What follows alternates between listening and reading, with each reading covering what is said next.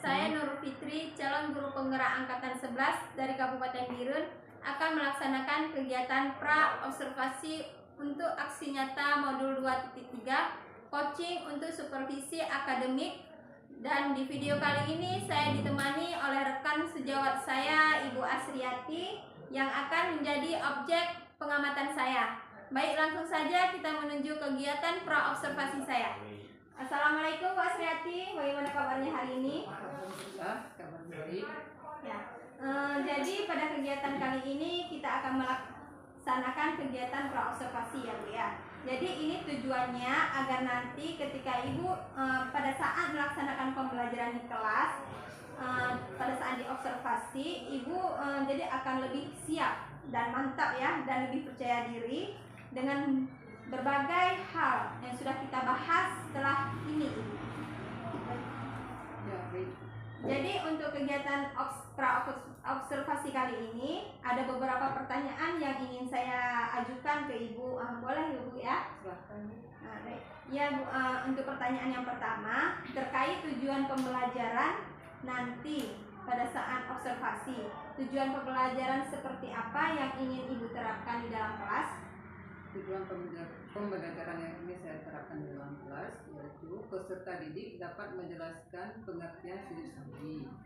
Peserta didik dapat menjelaskan ketentuan sudut sawi. Peserta didik dapat menjelaskan pelaksanaan sudut sawi. Peserta didik dapat memahami hikmah dari sudut sawi. Peserta didik dapat mempraktik sudut sawi dan sesuai dengan ketentuan dan tata caranya. Peserta didik dapat menerapkan nilai-nilai yang terkandung dalam sudut sawi.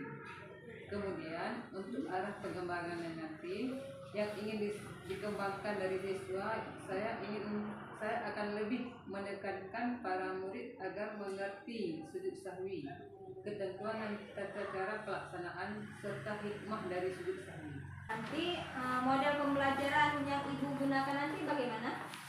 Model pembelajaran yang sesuai dengan rencana pembelajaran saya akan mengembangkan metode pembelajaran problem based learning. Baik, jadi pembelajaran berbasis masalah ya Bu ya. Tentunya nanti di kegiatan Ibu pasti ada sintak-sintak dari PBL. Kemudian untuk strateginya nanti apakah boleh saya tahu Ibu? Pembelajaran di sini saya akan lebih mengedepankan pada pembelajaran berproses. Nah, di sini saya akan lebih ke arah diferensiasi proses dan konten. Baik, berarti proses dan konten ya Bu ya? Ya. Kalau untuk diferensi proses, saya akan menekankan peserta didik berdasarkan audisi visualnya. Bisa itu mereka akan saya berikan tugas yang berbeda. Jadi untuk prosesnya nanti Ibu akan memetakan suatu gaya belajar. Ada yang audisi visual dan lain sebagainya. Pokoknya sesuai dengan gaya belajar mereka. Ya, jadi kalau mereka gaya belajarnya visual, mungkin nanti Ibu akan memberikan video ya Bu ya. Nah, setelah itu untuk kalau misalnya gaya belajarnya kinestetik, mungkin nanti disesuaikan ya begitu Bu. Atau untuk kalau misalnya untuk penilaian di dalam kelas itu bagaimana Ibu? Untuk penilaian nanti saya akan menggunakan tes tulis. Yang pasti mereka dari hasil yang tugas mereka peserta didik di sini saya juga akan melaksanakan penilaian beserta peserta didik observasi. Ya begitu Bu. Kemudian untuk sasaran kelasnya nanti kira-kira Ibu akan memakai kelas berapa? Rencananya untuk sasaran kelas yang saya laksanakan di kelas 7. Ya. Waktunya di jam ketiga dan keempat itu. Oh baik, berarti Ibu akan menggunakan kelas 7 dan rencana pada jam 3.4. Nah nanti rencananya Ibu melaksanakannya pada hari apa ya? Di hari Senin. Di hari Senin. Baik, mungkin pertanyaan hari ini cukup Ibu. Jadi saya hanya ingin tahu aja arah nanti kegiatan pembelajaran Ibu nanti pada saat kita observasi itu, kemudian apa-apa saja yang akan dilakukan itu kegiatan pembelajaran, model-model pembelajaran atau mungkin strategi model pembelajaran tersebut. Nah, semoga pembelajaran kemudian strategi, model dan lain sebagainya Saya harap semua juga bisa teramati, bisa tercatat agar pembelajaran juga bisa termaksimalkan untuk siswa juga ya Bu ya. Jadi nanti harapannya hari Senin kita bisa berjumpa lagi dalam kegiatan observasi, dan setelah observasi nanti kita juga bisa melaksanakan untuk kegiatan observasi. Baik, terima kasih Ibu. Sekian dari saya, semoga bisa terlaksanakan dengan baik. Amin. Assalamualaikum warahmatullahi wabarakatuh.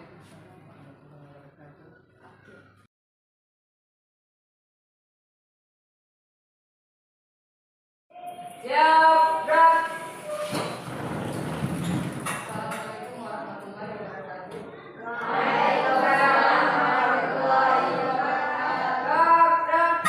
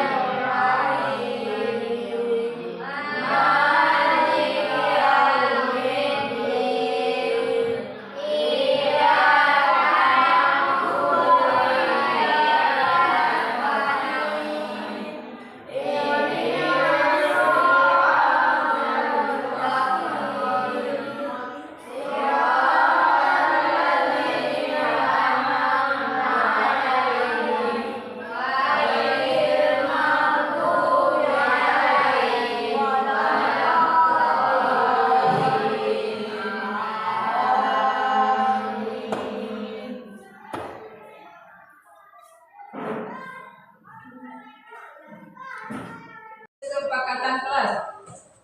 Anak-anak lihat ke papan. Yang pertama, seluruh siswa memiliki kesempatan untuk berpendapat.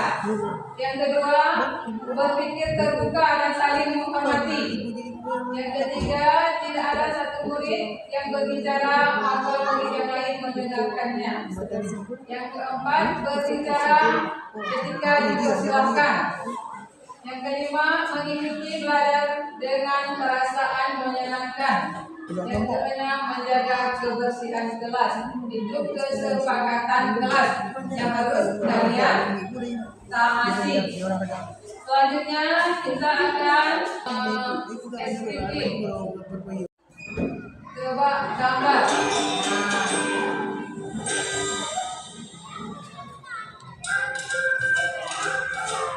Ada apa itu?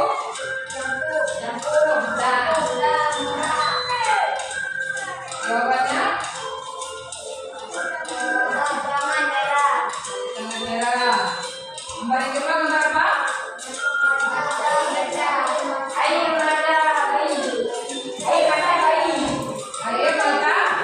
mata ibu. Yang ketiga gambar apa?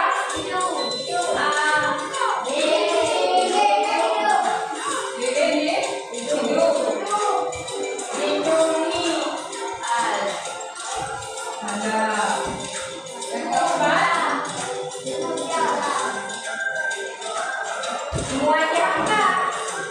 Jawabannya?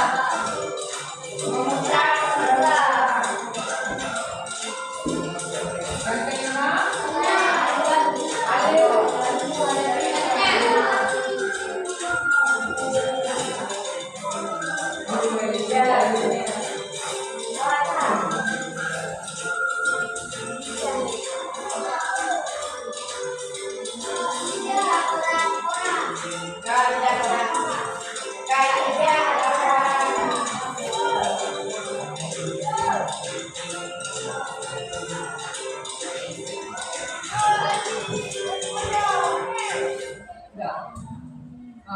Sebelum kita mulai pelajaran, kita tanyakan pelajaran yang sebelumnya. Apa masih ingat pelajaran sebelum pelajaran ini? Seperti apa sebelum pelajaran materi ini? Masalah apa? Coba buka masalah materi sebelumnya. Coba pelajaran. Masalah salat. Salat termasuk rukun Islam yang berapa? Kedua. Apa pengertian dari salat? Pengertian dari salat?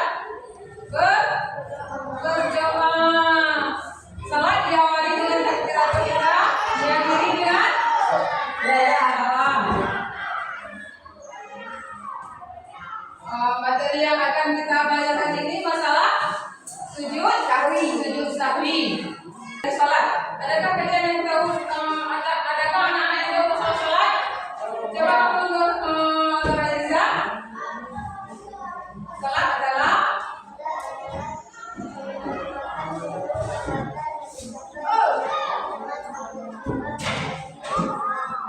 bagus sebenarnya. Oh, jawabannya yang lain bisa? Salat adalah seluruh ucapan adalah doa.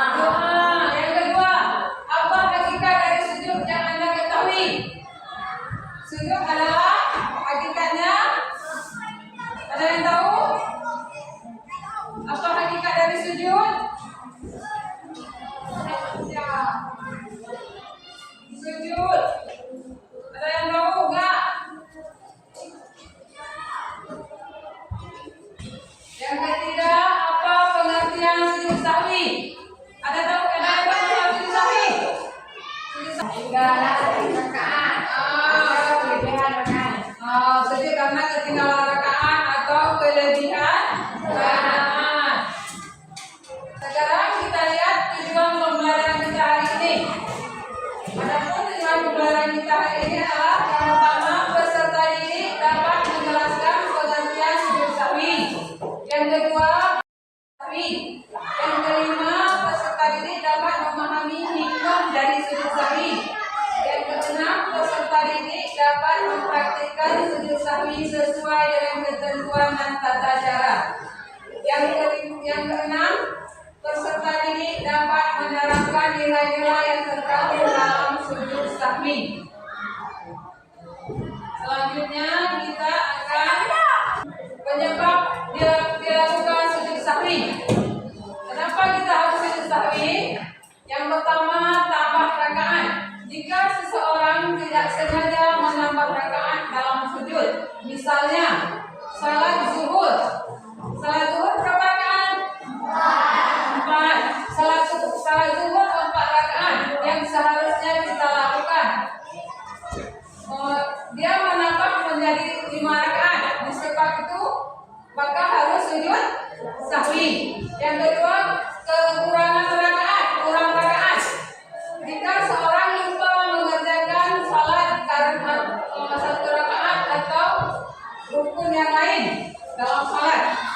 Yang ketiga, ragu-ragu dalam jumlah bilangan rakaat. Misalnya seorang tidak yakin sudah mengerjakan 3 rakaat atau 4 rakaat. Yang selanjutnya, hikmah dari sujud sahwi. Kesadaran akan kesempurnaan manusia. Yang kedua, penyempurnaan salat. Yang ketiga, pembelajaran dari kesalahan. Yang kelima, kerendahan hati. Itu hikmah dari sujud sahwi.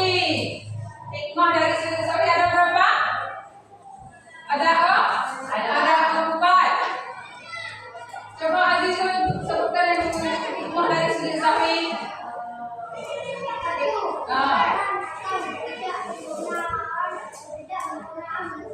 Yang kedua, menyempurnakan. Yang ketiga, yang keempat, kerendahan hati. Ya kan? Nah, semua bisa kan? Laki-laki semua? Alhamdulillah. Sekarang penerapan nilai-nilai yang terkandung dalam sujud sahwi. Yang pertama, meningkatkan kesadaran akan pentingnya konsentrasi dan ketelitian dalam melaksanakan salat. Kita harus konsentrasi dalam salat. Yang kedua, menumbuhkan rasa tawadu. Apa itu tawadu? Rendah hati dalam merangkul dan memperbaiki kesalahan yang telah dilakukan. Yang ketiga, menemukan rasa tanggung jawab dan menjaga ibadah agar tetap sesuai dengan ketentuan agama. Itu penerapan sujud sahwi yang terkandung dalam penerapan nilai-nilai yang terkandung dalam sujud sahwi. Yang selanjutnya, dan ketentuannya. Assalamualaikum warahmatullahi wabarakatuh. Sahabat muslim hafizhakumullah, salat tidak hanya memiliki syarat dan rukun, tetapi juga memiliki kesunahan. Kesunahan dalam salat ada dua, sunnah ab'ad dan sunnah hay'ah. Syekh Abu Bakar Muhammad bin Syarrah Ad-Dimyati dalam kitab I'anatul Talibin menjelaskan, sunnah ab'ad adalah sunnah yang dianjurkan kuat untuk diganti dengan sujud syahwi jika melewatkannya. Maksudnya, sunnah ini diberi nama ab'ad karena sunnah tersebut menjadi bagian ba'du dari rukun salat. Di antara dalil disyariatkannya sujud sahwi adalah hadis berikut. Anna Rasulullah sallallahu alaihi wasallam qama fi salati dhuhri wa alaihi julus. Falamma atamma salatah sajada sajdatain yukabbiru fi kulli sajdah wa huwa jalis qabla an yusalli wa sajadahuma an-nasu ma'ahu makana ma nasiya min al-julus. Rawahu Muslim. Artinya, sesungguhnya Rasulullah SAW berdiri dalam sholat zuhur yang semestinya beliau duduk untuk melaksanakan tasyahud awal. Kemudian ketika telah menyempurnakan sholatnya, beliau sujud 2 kali, membaca takbir di setiap sujudnya dan duduk sebelum salam. Para jemaah pun juga sujud bersama Nabi ketika duduk atau tasyahud awal yang terlupakan. Hadis riwayat Muslim. Menurut Syekh Syalim bin Sumail Al-Hadrami dalam kitab Safinatul Najah, salah satu penyebab orang disunahkan melakukan sujud sahwi adalah karena meninggalkan sunnah ab'ad yang terdiri dari 7 hal berikut. Pertama, tasyahud awal. Yang dimaksud tasyahud awal adalah tasyahud yang tidak dilanjutkan dengan salam. Tasyahud awal dilaksanakan di rakaat kedua untuk sholat yang mempunyai rakaat lebih dari 2. Adapun sholat yang hanya 2 rakaat seperti sholat subuh dan Jumat tidak mempunyai tasyahud awal. Berikut bacaan tasyahud awal pada sholat. At-tahiyyatul mubarakatus sholawatut thayyibatullah. Assalamu alayka ayyuhan nabiyyu wa rahmatullahi wa barakatuh. Assalamu alayna wa ala ibadillahi salihin. Ashhadu an la ilaha illallah wa asyhadu anna Muhammadar Rasulullah. Kedua, duduk tasyahud awal. Apabila seseorang tidak melakukan duduk tasyahud awal dalam sholat, maka disunahkan menggantinya dengan sujud sahwi di akhir sholat, sebagaimana dalil hadis yang telah diriwayatkan oleh Imam Muslim. Ketiga, membaca shalawat Nabi Muhammad SAW pada tasyahud awal. Dalam duduk tasyahud awal terdapat 3 hal yang termasuk sunnah ab'ad, yaitu duduk tasyahud awal, membaca tasyahud awal, dan membaca shalawat kepada Nabi pada tasyahud awal. Jika sunnah ini ditinggalkan, maka dianjurkan untuk sujud sahwi. Berikut ini bacaan shalawat Nabi pada tasyahud awal. Allahumma sholli ala sayyidina Muhammad. Keempat, membaca shalawat kepada keluarga Nabi saat tasyahud akhir. Tasyahud akhir merupakan rukun sholat. Begitu pula membaca shalawat kepada Nabi Muhammad SAW saat tasyahud akhir adalah rukun sholat, tidak sama dengan shalawat pada tasyahud awal yang merupakan kesunahan. Shalawat kepada Nabi pada tasyahud akhir hukumnya adalah wajib, namun yang menjadi rukun hanya shalawat kepada Nabi saja berupa bacaan Allahumma sholli ala Muhammad atau Allahumma sholli ala sayyidina Muhammad. Membaca shalawat kepada keluarga Nabi Muhammad saat tasyahud akhir hukumnya sunnah ab'ad yang jika ditinggalkan disunahkan melakukan sujud sahwi. Bacaan shalawat kepada keluarga Nabi wa ala ali Muhammad atau wa ala ali sayyidina Muhammad. Kelima, membaca doa kunut. Membaca doa kunut disunahkan setelah yang tidak pada rakaat kedua sholat subuh atau di rakaat terakhir pada sholat witir pada separuh akhir bulan Ramadan. Hal ini berdasarkan hadis dari Anas bin Malik radhiyallahu anhu. Wa amma fi subhi falam yazal yaqnut hatta faraqa dunya.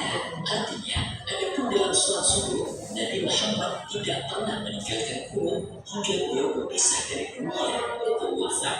Hadis riwayat Al-Hakim. Keenam, berdiri pada saat membaca doa kunut. Ketujuh, membaca sholawat kepada keluarga Nabi saat kunut. Sahabat Muslim hafizahullah, selain disunahkan karena meninggalkan sunnah amal, sujud sahwi juga disunahkan oleh berikut.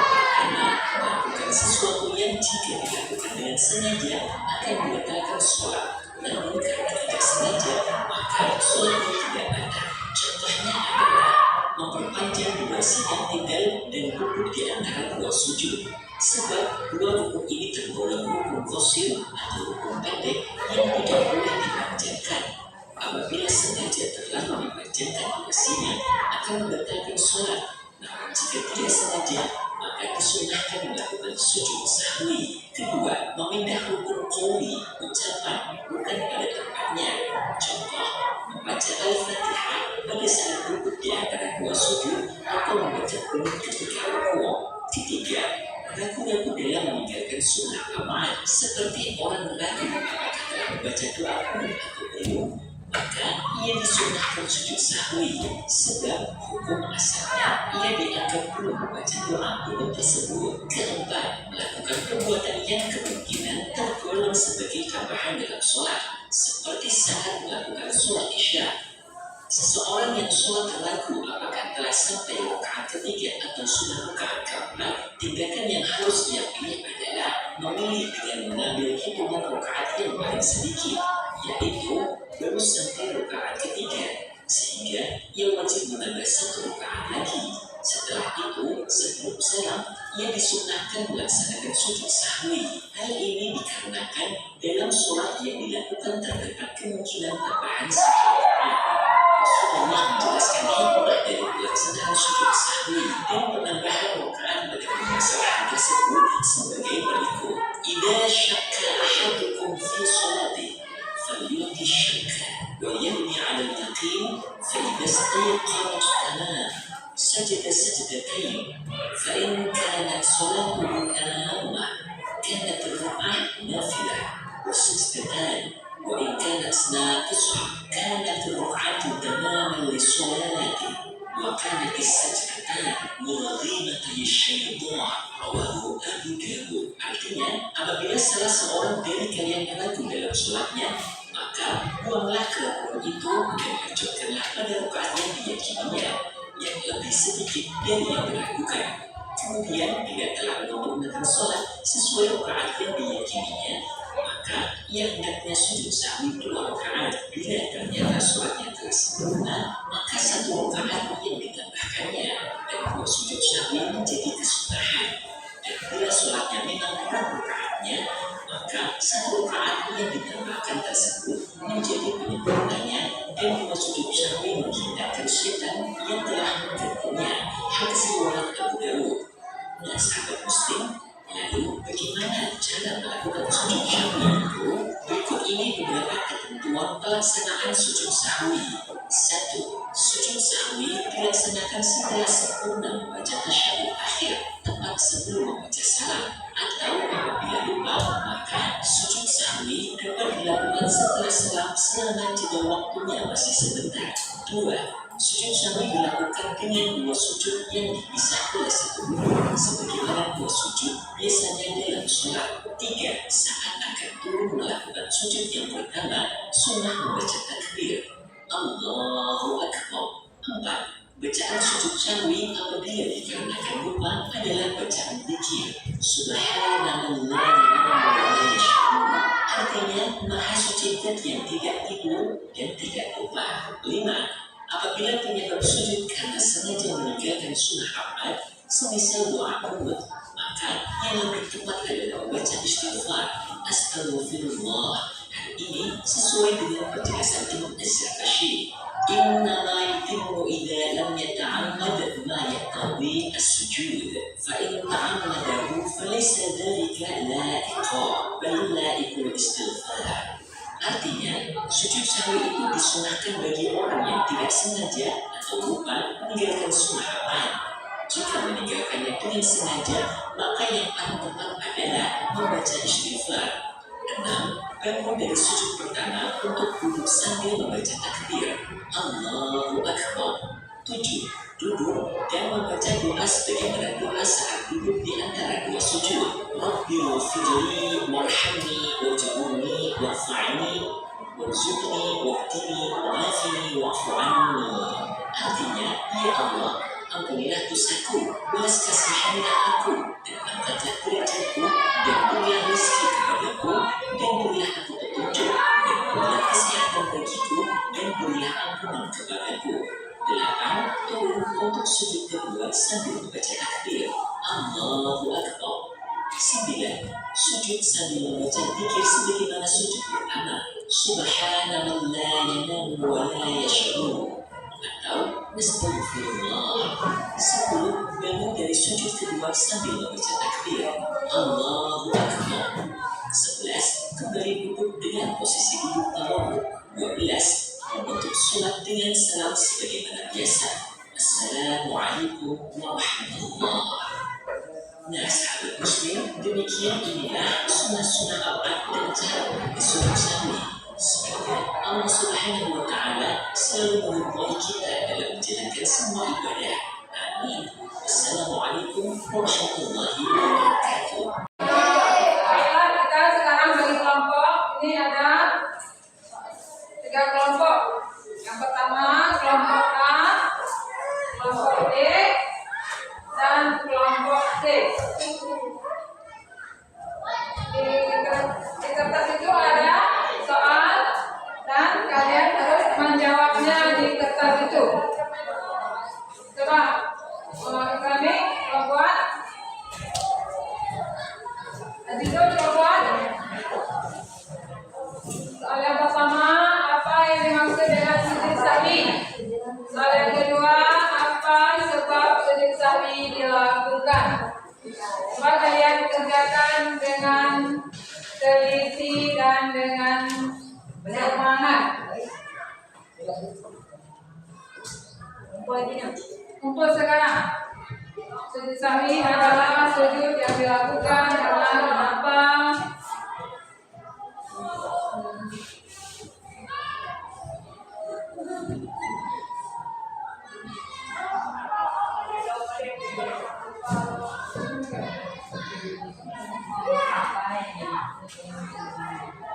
Apa yang dimaksud dengan sujud sahwi?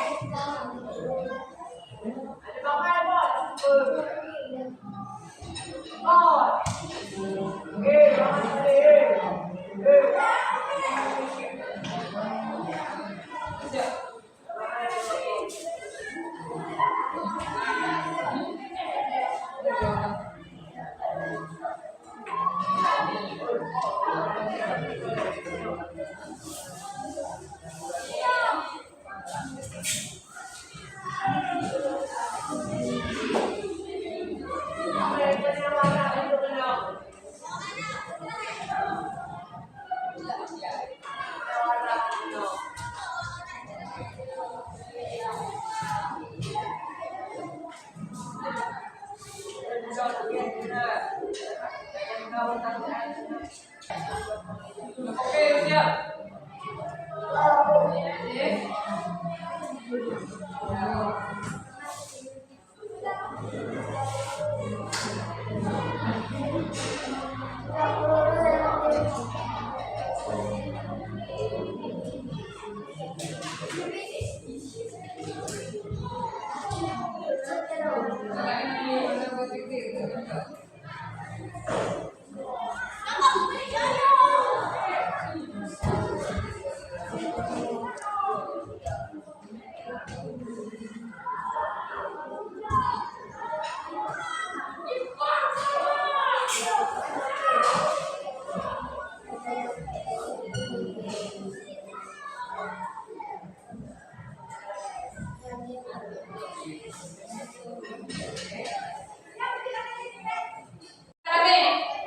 Bismillahirrahmanirrahim.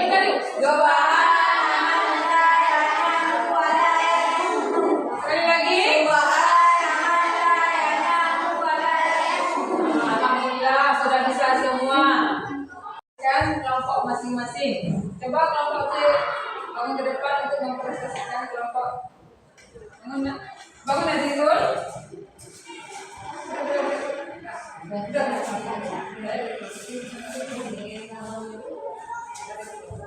dari kelompok C ini mempresentasikan hasil kerja kami. Assalamualaikum. Apa yang dimaksud dengan sujud kami? Sujud kami adalah sujud yang dilakukan untuk menepi atau memperbaiki kekurangan dalam jalan yang disebabkan oleh kelupaan atau kesalahan. Soal nomor 2, apa sebab sujud kami dilakukan? Apabila salah atau lupa dalam melakukan jalan atau lupa dalam jalan.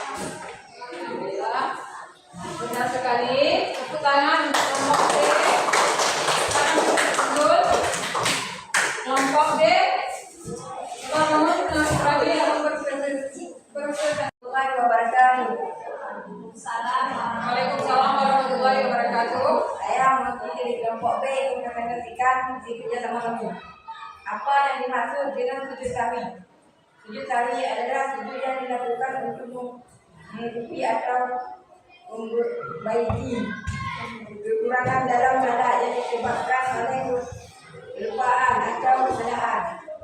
2. Apa sebab sujud kami dilakukan? Sujud ketinggalan atau kelebihan atau lupa membaca wudu. Sekarang kelompok 3 yang ingin mempresentasikan hasil kerja kelompoknya. Coba bangun dari kelompok 3.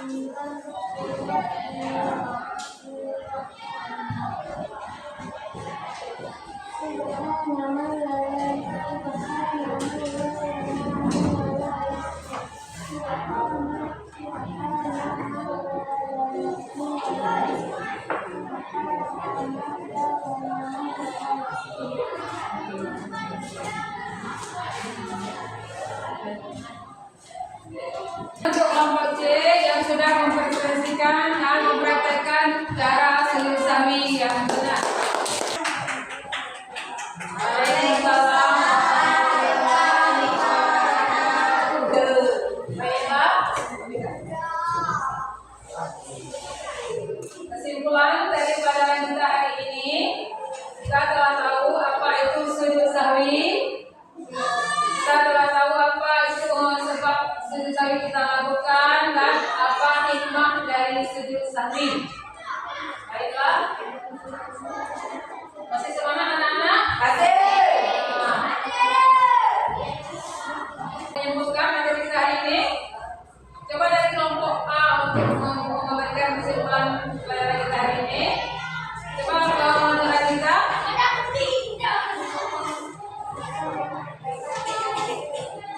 Pada pelajaran ini.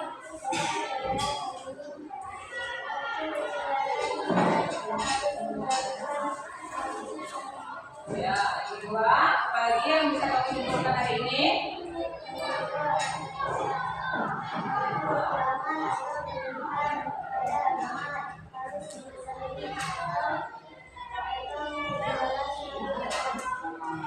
Ya baiklah, mau tepuk tangan untuk kelompok A yang bisa menyimpulkan. Baiklah, kesimpulan dari kita pembelajaran kita hari ini masalah sujud sahwi. Sujud sahwi adalah sujud yang dilakukan untuk menyempurnakan rakaat sembahyang apabila rakaat sembahyang kita ragu atau ketinggalan rakaat. Adapun hikmah dari sujud sahwi adalah kesadaran kita dalam melakukan ibadah itu harus harus konsentrasi. Baik dalam melakukan sholat, dalam kegiatan sehari-hari kita harus toleransi. Yang kedua harus rendah hati.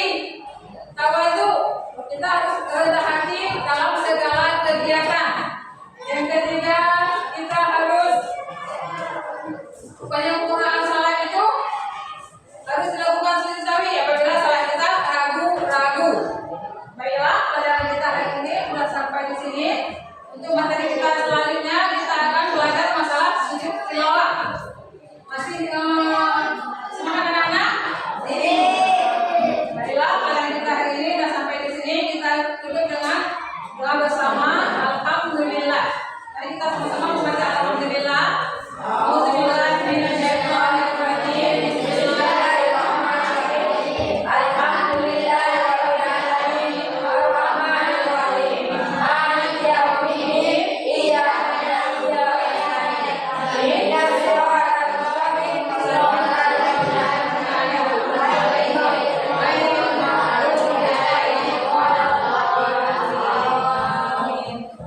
Sekian dari Ibu. Assalamualaikum warahmatullahi wabarakatuh.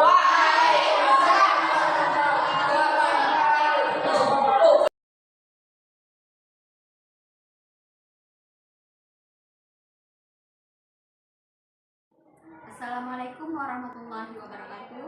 Perkenalkan, nama saya Nurul Fitri, CKP Angkatan 11 di Kabupaten Biren. Pada kesempatan ini saya akan melakukan pasca observasi dengan Ibu Asriati. Baik, sekarang kita akan melanjutkannya. Assalamualaikum Ibu. Bagaimana kabarnya hari ini? Ya, Bu, hari ini saya tujuan saya ingin pasca observasi kali ini saya ingin tujuannya yaitu ingin berbicara beberapa hal sama Ibu tentang observasi yang telah kita lakukan pada sebelumnya, yaitu di dalam kelas ya Bu ya. Bagaimana perasaan Ibu pada saat itu waktu saya melakukan observasi tadi? Alhamdulillah saya kurang puas karena ada beberapa hal yang menurut saya belum sempurna. Kira-kira Ibu yang belum sempurnanya itu di mananya Ibu? Karena yang kurang belum sempurna. Pada saat itu saya merasa gugup karena merasa tegang karena ada guru yang lain di dalam kelas pada saat saya memberikan pelajaran kepada anak-anak, tapi alhamdulillah saat itu saya selanjutnya sudah berjalan dengan lancar. Iya, berarti pembelajarannya berjalan secara lancar ya Bu ya. Baik, untuk pertama kali ini Bu, bagaimana perasaan Ibu ya ketika itu di dalam lokal. Ada guru lain di dalam lokal tersebut, dan bagaimana juga kondisi anak tersebut. Kondisi anak-anak bisa saja merasa tegang karena mereka ada hal yang lain di dalam kelas sehingga mereka lebih nyaman dan tidak berani bergerak. Bisakah Ibu ceritakan kembali ya terkait proses pembelajaran kemarin yang dilaksanakan di dalam kelas? Untuk proses pembelajaran kemarin, alhamdulillah sudah sesuai dengan perencanaan yang sudah saya buat. Jadi proses pembelajaran kemarin saya sampaikan tujuan pembelajaran berdiferensi, dan alhamdulillah untuk kemarin saya juga menyuruh anak-anak untuk mempraktekkan sujud sahwi. Alhamdulillah anak-anak sudah bisa, dan saya juga menyuruh anak-anak untuk melihat video pembelajaran yang sudah saya buat. Selanjutnya saya menggunakan proses pembelajaran berdiferensi proses produk dan mengelompokkan anak-anak sesuai dengan minat anak-anak, dan gaya belajar mereka ada visual dan kinestetik. Baik Bu, ada saya lihat di dalam lokal bahwa Ibu sudah menerapkan pembelajaran berdiferensiasi ya. Di dalam lokal Ibu pun sudah membagi kelompok ya, 3 sampai 4 anak. Kemudian dalam kelompok tersebut Ibu anak-anak itu berdiskusi secara baik ya. Kemudian di setiap kelompok pun Ibu ada mempresentasikan anak tersebut ke depan, dan juga Ibu ada melakukan video pembelajaran ya, sehingga anak-anak melihat video yang Ibu ajarkan di depan, dan juga Ibu ada menyuruh setiap kelompok untuk maju ke depan mempraktekkan sholat sujud sahwi tersebut. Nah juga Ibu juga ada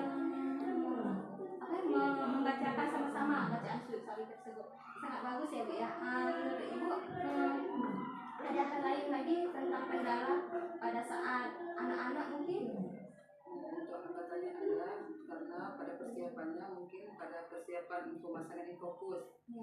karena saya belum biasa tepat memasang infokus, jadi memakan waktu yang sangat lama sehingga proses pembelajarannya terburu-buru, tidak tercapai waktu sehingga keterampilan kurang maksimal. Baik, berarti Ibu waktu jam dia berbunyi Ibu kendalanya di pemasangan fokus ya. Kira-kira Ibu ada hambatan lain selain itu dari anak-anak? Untuk dari anak-anak mereka lebih menyenangkan karena mereka langsung melihat video yang saya tampilkan, mereka langsung mempraktekkan sujud sahwi dengan sempurna. Kira-kira Ibu dari hambatan tadi pemasangan fokus, untuk solusi ke depannya itu bagaimana solusinya? Solusinya saya akan memaksimalkan supaya sebelum bel berbunyi saya usahakan untuk meminta bantu dari kaum saya untuk bisa bantu saya untuk memasang fokus. Saya akan mempersiapkan kelas semaksimal mungkin. Bagus sekali Bu ya solusinya. Jadi Ibu sebelum masuk ke lokal, Ibu akan meminta bantuan kawan yang ada di kantor ya untuk memasangkan sebentar fokus tersebut. Terima kasih Ibu. Dan untuk dari yang saya lihat pun kemarin Ibu sudah bagus, sudah ada tujuan pembelajaran ya, sudah ada sintak-sintaknya, PBL-nya, dan sudah ada juga visual dan kinestetiknya juga sudah Ibu terapkan. Kemudian Ibu juga ada membuat kelompok ya, pembelajaran berdiferensiasi, dan setiap kelompok itu pun ada Ibu suruhkan anak-anak untuk maju ke depan untuk presentasi, dan juga ada melakukan praktek Ibu ya tentang sujud sahwi. Itu sangat bagus ya Bu. Jadi Ibu untuk kedepannya nih Bu, kira-kira kapan solusi yang Ibu dapatkan tadi itu akan diterapkan ke depan? Mungkin untuk ke depan pembelajarannya saya akan terapkan seperti yang sekarang, karena ini kan bisa menyenangkan anak-anak dalam proses pembelajaran dan bisa membuat hasil pembelajaran anak lebih maksimal karena anak senang dalam belajar proses seperti ini. Baik Bu, terima kasih Bu Suryati karena sudah bersama saya untuk melakukan pasca observasi ini. Baik Bu, terima kasih. Saya